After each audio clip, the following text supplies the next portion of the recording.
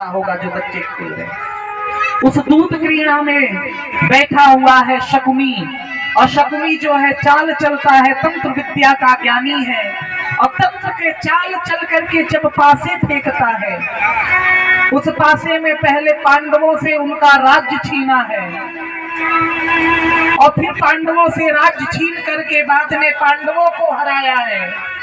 और पांडवों को हराने के बाद उसने जाकर के भैया जब पांडवों के पास कुछ नहीं बचा, तब वो पांडव बैठ गए और बोलते कि नाना अब तो मेरे पास कुछ नहीं बचा। दुर्योधन मुस्कुरा करके कहता है, युधिष्ठिर अभी भी तुम्हारे पास एक बचा हुआ है, उसको दांव पर लगाओ। क्या बचा है भैया? अभी तेरी वो 5 पतियों वाली पांचाली जो है वो बची हुई है। युधिष्ठिर ने कहा है कि मैं अब द्यूत क्रीड़ा में अपनी पत्नी पांचाली को दांव में लगाता हूं, और पांचाली द्रौपदी को दांव में लगा दिया है। जब द्यूत क्रीड़ा जो अधर्म के मार्ग पर जब व्यक्ति जाता है,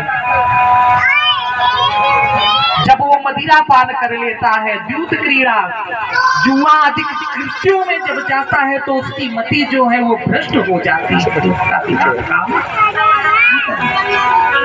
युधिष्ठिर जो धर्मराज है, उन धर्मराज की भी गति देखिए कि अधर्म का मार्ग अपनाने के कारण आज वो अपनी पत्नी को दांव पर लगा दिया। पत्नी दांव पर लगाने वाली, कोई अपनी पत्नी को दांव पर लगाता है?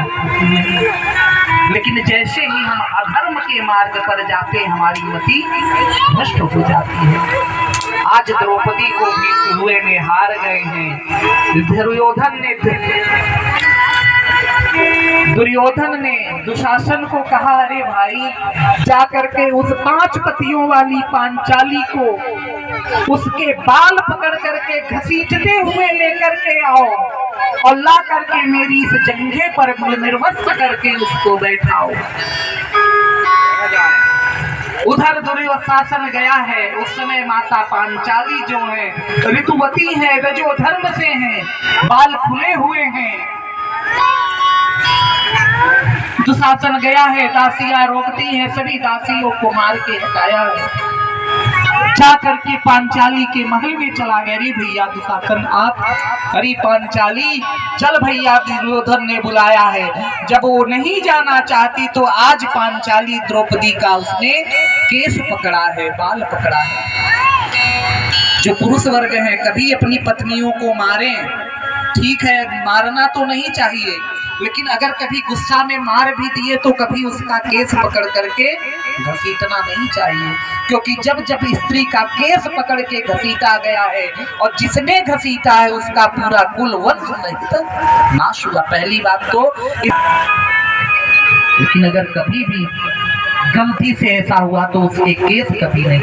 आज केस पकड़ करके घसीटते हुए ले आया है और ला करके उस सभा में रखा है, रख करके सभा के बीच में द्रौपदी को फेंक दिया है। द्रौपदी जाकर के खड़ी हुई है, पहले जाकर के भीष्म पितामह के सन्मुख खड़ी हुई है। पितामह आप तो इस सभा में सर्वश्रेष्ठ है, अगर आप चाहेंगे तो मेरी लज्जा बच जाएगी, मेरी लज्जा को रखिए।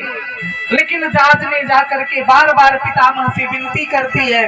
पितामह जब मुख फेर लेते हैं तो धृतराष्ट्र के सामने जाती है, पिताजी मैं तो आपके कुल की बहू हूँ, मेरी रक्षा कीजिए, इस सभा में मेरी लाज जा रही है। फिर जाकर के धृतराष्ट्र ने मुख फेरा, गुरु द्रोणाचार्य के पास गई, कृपाचार्य के पास गई, अपने पतियों के पास गई, सबने मुख फेरा है भैया। और जब सबने मुख फेर लिया तब दुशासन साड़ी खींच रहा है द्रौपदी की, और द्रौपदी को आज अपने बल पर भरोसा है। द्रौपदी ने अपने वस्त्र को अपने दांत से दबाया है। कभी कभी हम बल का आजमाइश करने के लिए दांत से अपना वस्त्र दबा लेते हैं, लेकिन अबला है, स्त्री है, जब खींच करके दुर्योधन ने खींचा है तो उसका वस्त्र भी वहां से छूट गया है। अब द्रौपदी जो है सारे तरफ से निराश होकर के